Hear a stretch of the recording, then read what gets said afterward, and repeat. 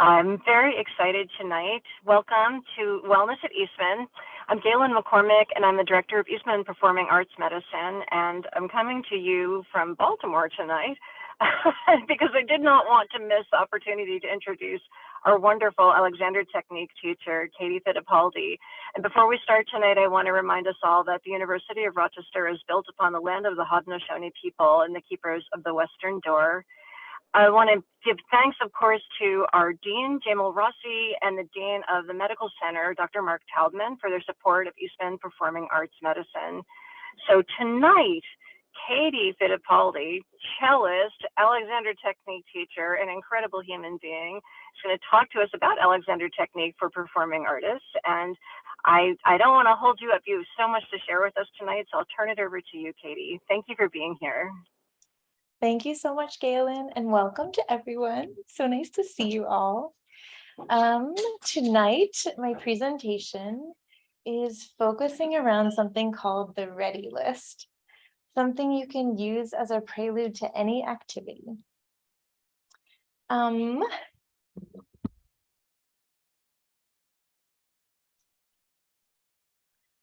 first, some space to arrive. So I'm sure you've all had a very busy day and it's probably not even close to over yet.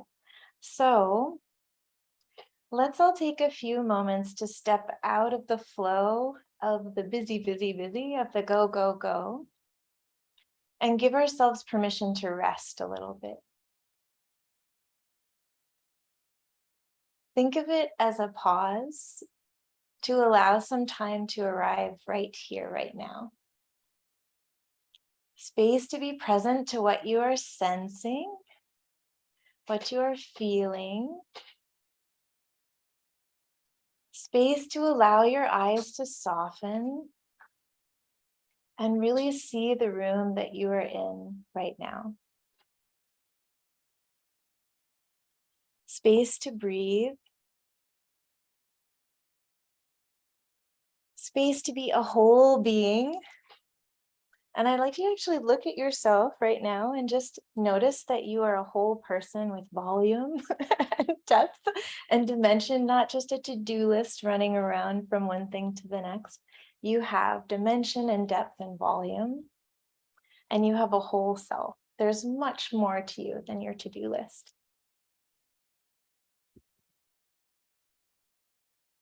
Guess what? You just did the ready list, so we can all go home now.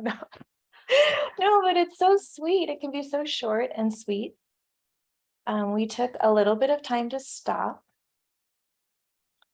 to see, to breathe, and to remember that you have a whole body that can be soft and tall as you go throughout your day.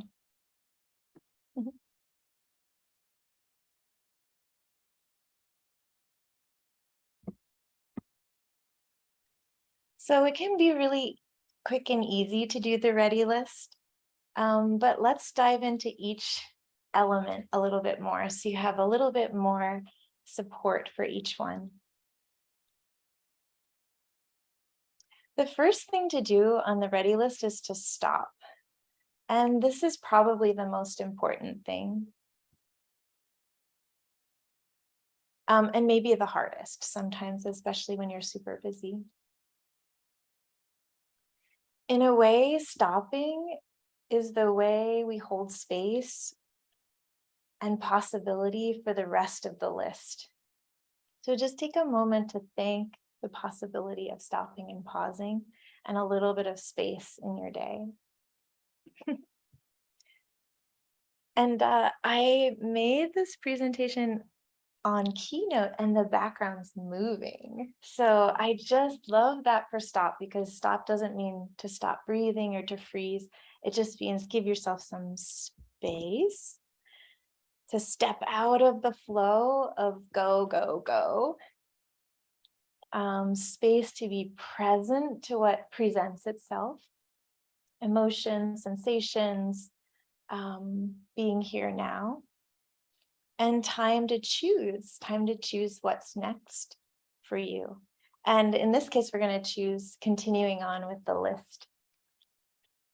Another nice little phrase that's really short You can say to yourself right now is I'm free to stop. Free to stop.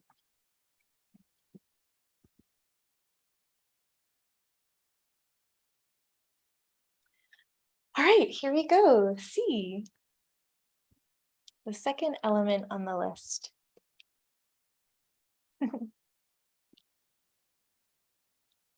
It's very normal for our vision to become narrow and kind of stuck. Sometimes, maybe when we're feeling nervous or stressed or worried or simply trying to pay attention and do a good job. The visual system's response to these kinds of feelings is to tighten and narrow. So let's play a little bit with unsticking the visual system. Imagine seeing something that's peaceful to you, maybe the beautiful fall colors. How about closing your eyes? Ah, that's better. In your imagination, begin to wander around in a colorful, warm rainbow of trees and leaves. Look closely at a leaf that has fallen to the ground. Invite your eyes to soften, but likely they are already doing that just by entertaining the possibility of this beautiful sight. Now step back far enough to see the whole tree. Really take a moment to include the whole tree from top to bottom. See the three-dimensional aspect of the trunk. Maybe give it a hug. Why not? See the movement of the branches and the leaves. Maybe also the sound and the smell, the crunch of the leaves, the way they sound when the wind pushes them, the smell of the leaves. Touch the roots with your feet or your hands. Imagine how far down and out they go.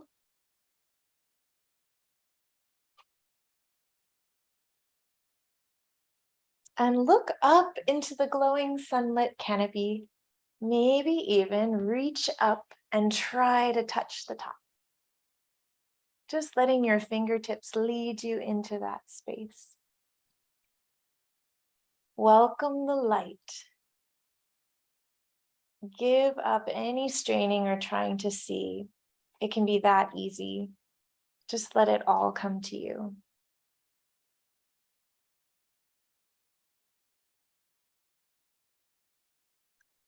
In the next few moments, slowly open your eyelids and remind your eyes that they are free to continue to soften and welcome the light. Find something in this room or the room that you're in for your eyes to gently rest upon.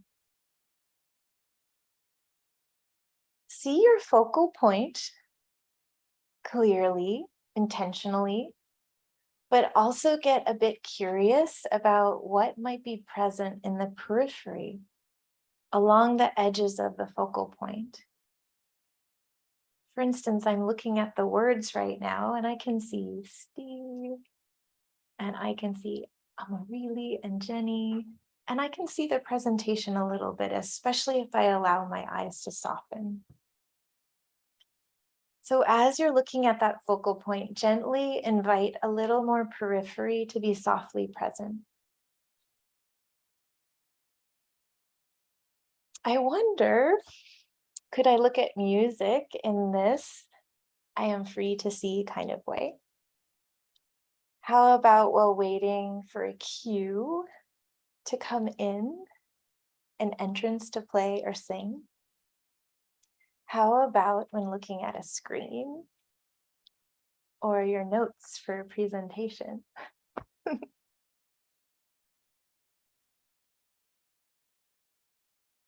So seeing means stepping out of the flow of strain and narrowing the eyes.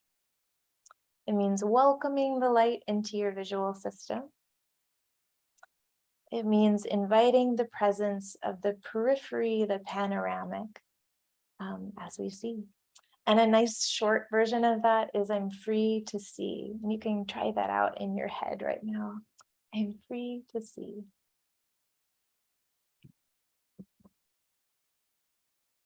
All right, breathing. I love this background. I want to also do that. Breathing. So important. I was really excited about this picture I found because some of the ocean pictures are very dark and scary, kind of. This one looked really nice to me. It's very light and cheerful, lots of foam there. So we're going to do a little exploration with breathing now. Trying to do something that's a bit of a challenge is sometimes accompanied by breath holding. This is out of love. Our brain's love for us and wish for us to be successful, that is. I'll just hold this for you so you can think better, says our brain. But the thing is, if the breath is stuck, everything else is stuck. And our nervous system can actually get the impression that we are in danger even when we're not.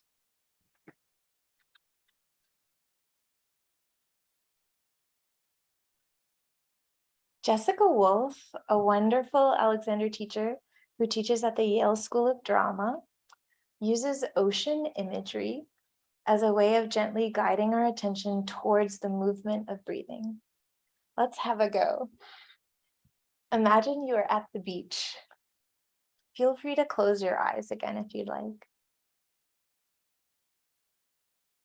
Feel the moisture on your face. Taste the salt in the air. Smell the breeze. Look out to the ocean as far as you can see.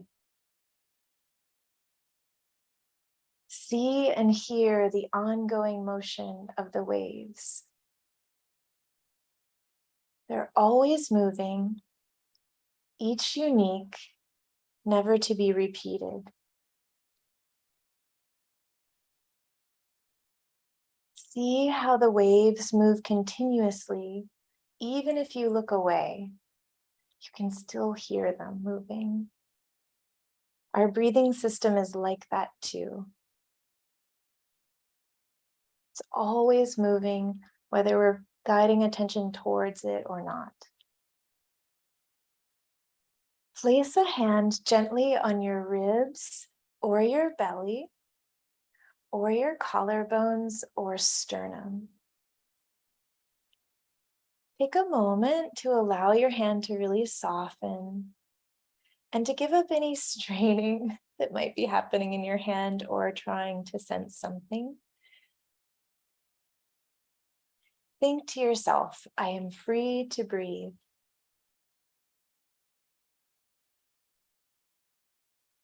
Gently listen through your soft hands for movement. Explore this for a few breaths. You can even move your hand to different places on your torso if you'd like. Listening and inviting the natural movement of your breath.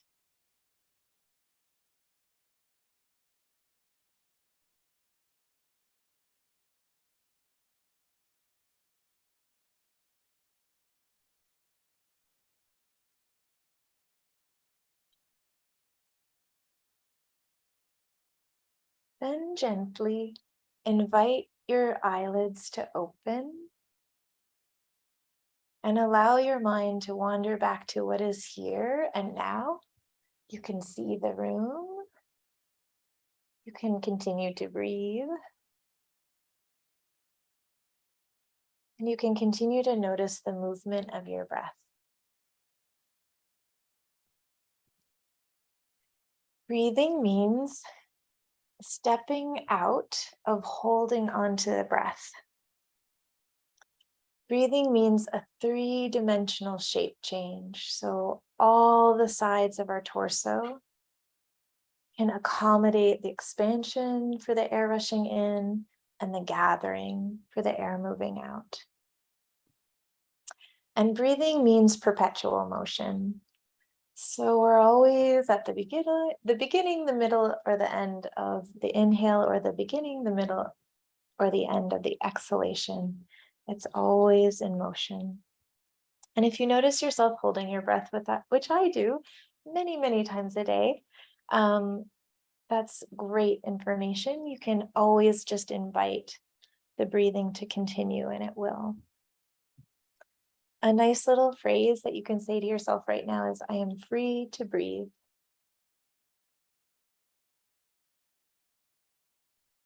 All right.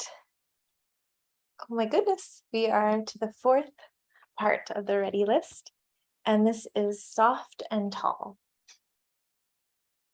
This is maybe my favorite image I found.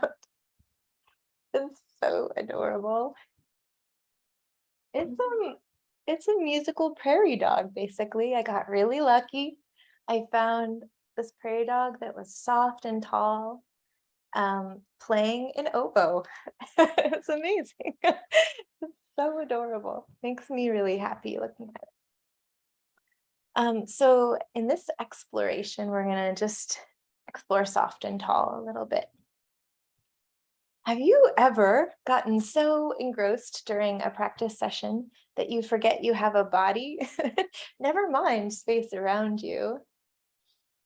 And when you remember you do actually have a body and space around you, it's only because it's screaming for your attention. Yes, definitely can relate to that. Soft and tall is an antidote for all sorts of forgetting of ourselves that sometimes happens when we're engaged in an activity. So let's explore that. Imagine you've just been working in the garden and you are covered in dirt. Take the next few moments to brush off as much as you can. And I actually want you to do that. So just pretend you're covered in dirt. It was a very successful day. And you're just brushing all the dirt off. Hopefully this isn't too loud for the audio, but it's good. Okay, good. Good. Yay. Congratulations. You're all clean now. This is amazing.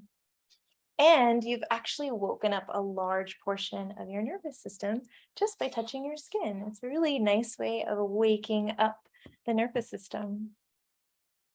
Now, brush the top of your head a little bit, just so you can freshly get an idea of where the top of you is. Nice, lovely. And wake up your feet by kind of playfully stomping them a bit. Lovely. Okay, now get curious about the space around you. Look skyward and reach up into the space with your fingertips leading your arms, and just spend a little bit of time moving through that skyward space, that space above your head that's really easy to forget, but it's always there. Lovely. And now we're going to rest the arms and guide your attention in the opposite direction. So I would like you to look and feel what's supporting you right now. If you're like me, you suddenly have the ground in your attention. You can kind of feel it with your feet. If you're sitting, you can feel the ground through the chair. You might want to wiggle a little bit and balance back and forth, just to get that sensation enlivened in your nervous system. So where you're connected to the earth, there's floor And then we're in Howard Hanson Hall, so there's floor under that, and then floor under that, and then floor under that, and then floor under that, and probably more floor, although I don't go into the basement that much here. And then there's the dirt of the ground supporting us. So really, we're gathering support from the earth, which is so lovely. And just take a moment to reflect on that. There's us sitting here, but the earth is so big and it's under us all the way to the center of the earth. That's what's supporting us right now. So amazing.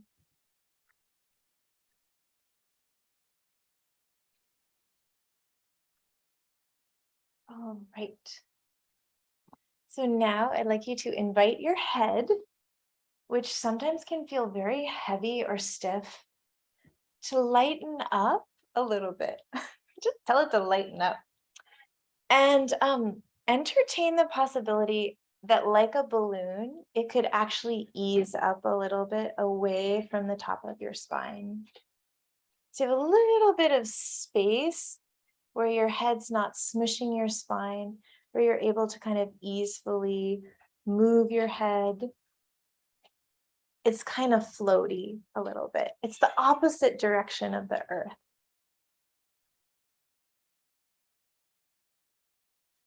While your head is still kind of floaty, imagine your shoulders are like warm caramel. So you have this floaty head and you have these warm caramely shoulders. Oh, I hope you have had dinner. I'm sorry. But I couldn't think of a better image than that. So head is floaty, warm caramely shoulders that are free to move, that are maybe a little bit interested in not being so held, that maybe are a little bit interested in being movable on your torso and maybe separate from your neck and head. And while your head is still kind of floaty and your shoulders are still kind of melty, imagine that your sit bones, the feet of your spine, the bottom of your pelvis, are kind of melty too. And instead of bracing and pulling away from the chair, you're actually going to release into it and let go, so you can really be a little bit cozier to the contact with the earth. And the same with your other feet, your real feet. Not that sit bone feet aren't real, but your feet. Just include them in your awareness. Your head is still kind of floaty. Your shoulders are kind of melty. Your sit bones are kind of melty, and your feet are kind of melty. They're going right into the earth. So you have this kind of flow of opposition. The head is interested in the sky. Those contact points, the sit bones and the feet, are interested in the ground. And your shoulders are free to move. You're free to breathe.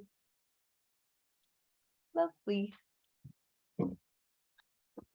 So soft and tall means stepping back into ourselves, enlivening our spatial and postural intelligence that's just waiting for our attention. It's just ready for us to pay attention. An easy to move head, melty shoulders, sit bones, and feet. And a nice little phrase is, I am free to be soft and tall. You can say that to yourself right now and see how that resonates. I am free to be soft and tall.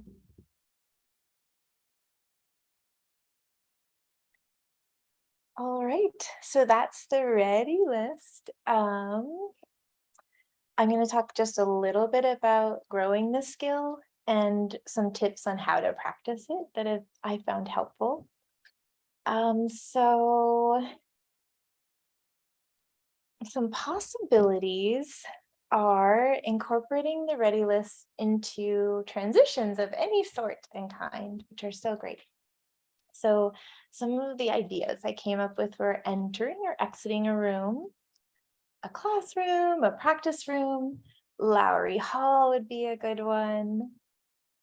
In between students, like the in-betweens, in between students, if you're finding yourself teaching, between movements of a piece, between your to-do list items.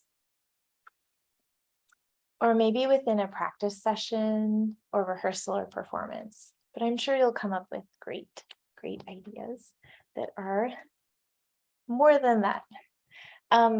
Also, when you're waiting is a really good time to use the ready list. Let's say you're waiting for your coffee at Java's. You could do the ready list. Let's say, imagine you're waiting to swipe your card. Thank you, Hannah. Swipe your card in Lowry. You could do the ready list. Amazing.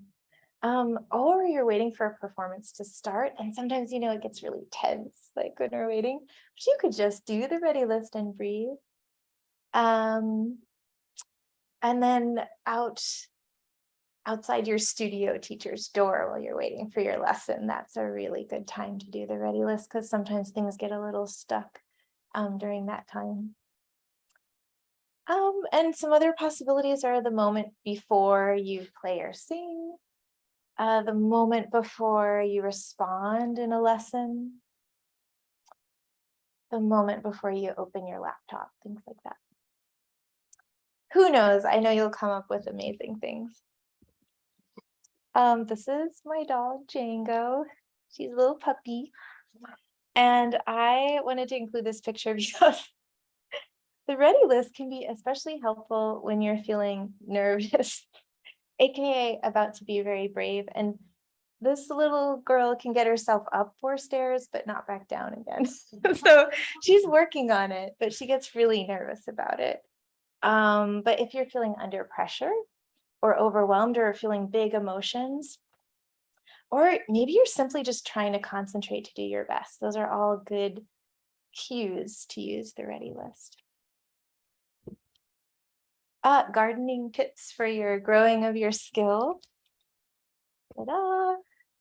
So how you do what you do, as you probably know, is really influential to what happens. So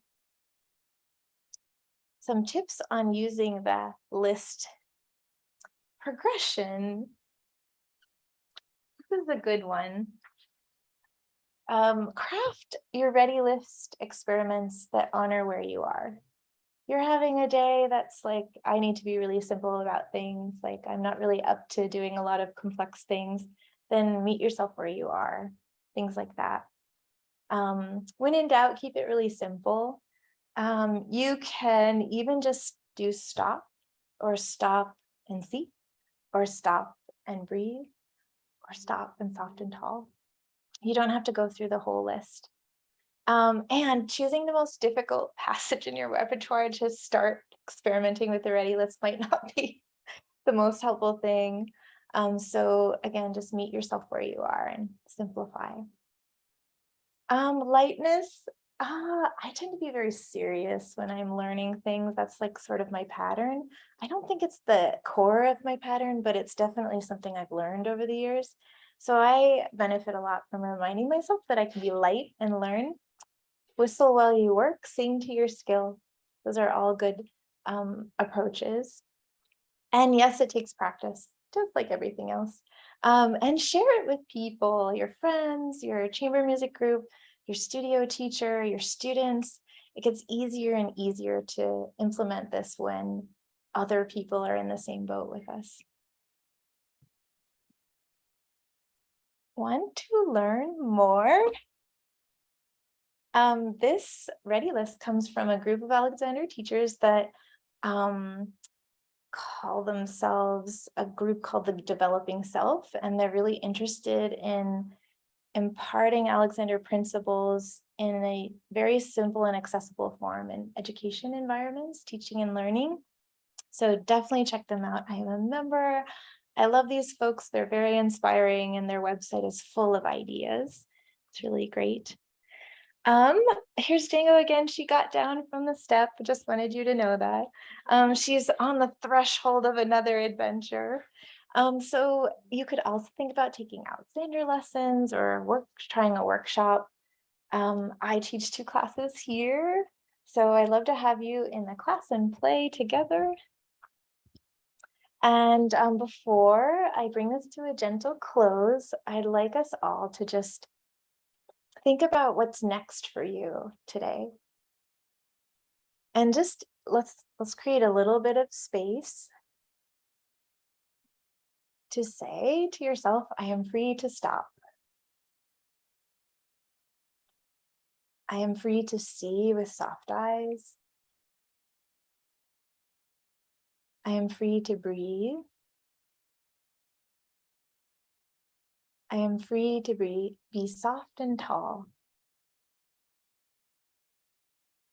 And I'd just like to say one more thing that I forgot.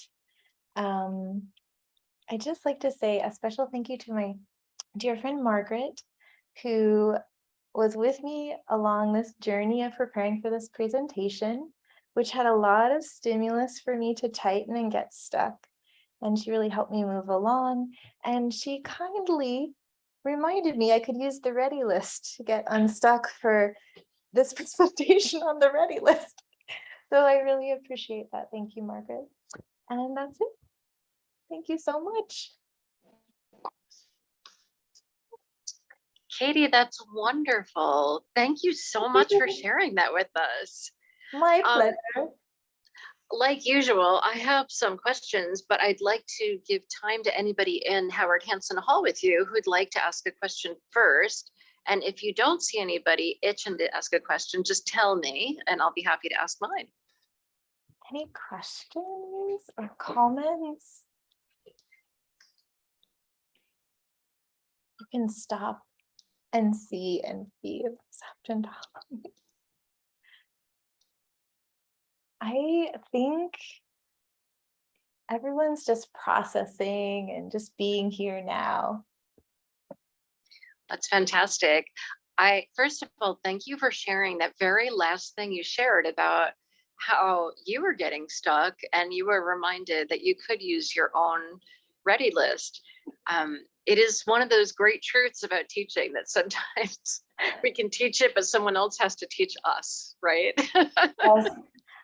Support is so nice in these new things, new adventures. So I have two kind of questions, kind of just ideas I'd like to bounce off you and anybody who would like to chime in the room. When you said, you know, you could do this right before you start a chamber music rehearsal, I thought, oh, maybe not a scientific research study, but I would love to know if a chamber group would try that, like for either an entire rehearsal or even just for this month, every time we rehearse, the first thing we're going to do is the ready list. And then we're going to go into the rest of our rehearsal and just let us know how that goes for you. Just, is there any difference in the quality of your playing, your attention, your interactions? Is that something you've already experimented with, Katie? Not officially. I think that's a really neat idea. What do you all think? Yay. I think it could be cool to do it with a chamber group and kind of bring everyone together first. That's not related to playing. It's more related to connecting with yourself and your body and what you're doing, and then so everybody's doing it at the same time. So I almost feel like you become more connected with your chamber group to play better together because you've already had that moment of connectedness that's not related to the music. That sounds great. I want to be in that chamber group. Would you mind restating that? The microphone didn't pick it up all that clearly. Sure. Would you like to come closer? No. Oh yeah, either could they come closer or could you restate it? Thank you. Come on down. That's right. You're the next contestant on the ready list.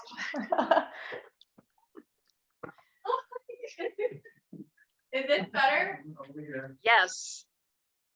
You come with me. I'll come with you. Yay. Yay. Hooray. I just said, I don't even remember. Stop. See. I talked about how it could be nice to have that moment of connectedness or connectivity with your chamber group and the other members that's not related to music, and kind of just taking that time to center yourself, focus on yourself, how you're doing, and everybody's doing that. And then I feel like because you've had that time, that moment to all be one, almost without the music. You're able to then play the music even better together. That would be a cool experiment. I know, I'm curious. I want to try this. I Thank would you. really, yeah. Are you volunteering your chamber group? Because like, I would love that. Seriously. Ooh, Liz said she'd ask them. All right. I would love it. I think there's a lot of, I don't want to go in the scientific route right now because I think it'd just be kind of cool to play with it and sort of let this grow like a grassroots thing. And my other question is similar, Katie, and that is, have you ever worked with an entire studio on doing the ready list, like maybe in a studio class situation where they either all do it at once or everyone agrees they're going to do the ready list before they play or something like that, but sort of like a mass of people doing this just to compare notes with each other? Actually, funny you should ask, Galen. I gave a workshop for Professor Cowdrick's studio right at the beginning of the semester, like the first studio class, and that's what we did, the ready list. And so I want to check in with her now and see how it's going, because that kind of set the tone for the semester. So She's brilliant anyway, but that was a brilliant way to start the semester, is to give people that tool right off the bat. And did they sing after they did the ready list, or was this a class where they learned it from you? this was just learning it, and we actually read children's books, and that was our activity. I want to go to that class next time it happens. That sounds great. It was fun. It was so fun. Fantastic. Are there any other questions from the audience before we wrap up tonight?